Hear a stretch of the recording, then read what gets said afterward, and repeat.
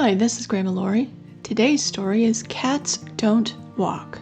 I think you need a dog, Mom said one day. It'll keep you busy and out of trouble. Damar looked at his mom. I don't want a dog. Everyone else has a dog. I want a kitten. Mom thought about it for a second and said, Okay, but you're going to have to clean its litter box, feed it, clean up after it, and generally look after it. I promise, said Damar excitedly. Later that day, Damar and Mom headed to the local animal shelter. There were so many dogs and cats. Damar couldn't believe it. Mom talked with one of the volunteers there who directed them to where all the cats and kittens were. Damar was overwhelmed when he walked into the cattery. There were so many to choose from. There were older cats and youngest kittens. Most looked scared in their cages. As they looked around, one kitten reached out from its cage. It was an orange tabby cat named Twinkle. Twinkle was so tiny, Damar couldn't resist. Damar stopped and, jumping up and down, he said, I want this one! I want this one! I want Twinkle! Mom leaned down and gave Twinkle a scratch on the head. The volunteer opened the cage so Damar and Mom could look Twinkle over. Now, said the volunteer, to tell if an animal is going to mind you or have a mind of its own, you have to lay it on its back in your hand. She demonstrated. Twinkle just looked up at them, comfortable in that position. I'll show you the difference. The volunteer picked up one of Twinkle's sisters and tried turning her over on her back, but she only ended up getting scratched for her effort. See? Twinkle will be a calm kitten who will trust you, said the volunteer. Mom made all the arrangements for Twinkle. They would pick her up the next day. On the way home, Mom and Damar stopped at the local big box pet store to pick up supplies.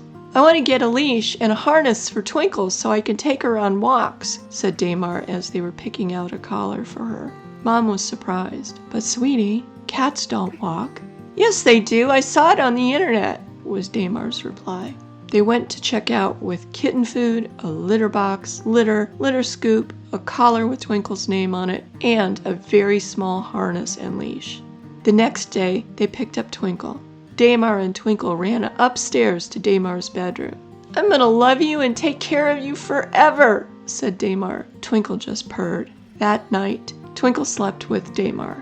It was so cozy in bed. Damar didn't know how he had missed this his whole life. The next day after breakfast, Damar decided to take Twinkle for a walk. He said, Okay, Twinkle, let's put on your harness. Twinkle purred until Damar put on the harness. Twinkle looked at him and stood up. Damar knelt down and put the harness on. Twinkle immediately laid down on the floor. Come on, Twinkle, let's go for a walk. Twinkle just looked up at Damar. There was no way she was going to walk in that ridiculous contraption. Damar pulled a little on the leash. Twinkle didn't stand up. She just slid on the kitchen floor. Maybe tomorrow, Damar said, taking the harness off.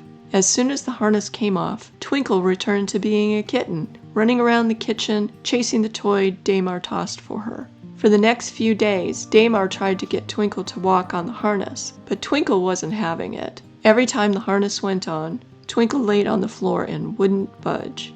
Eventually, Damar got the hint. Cats don't take walks. That was okay. He still loved Twinkle, and Twinkle found out how easy it was to train Damar. They had many great adventures together, both inside and outside the house. This has been Grandma Lori. Thanks so much for joining me. Make sure to follow, like, subscribe, and share so I can continue bringing you great stories. Thank you.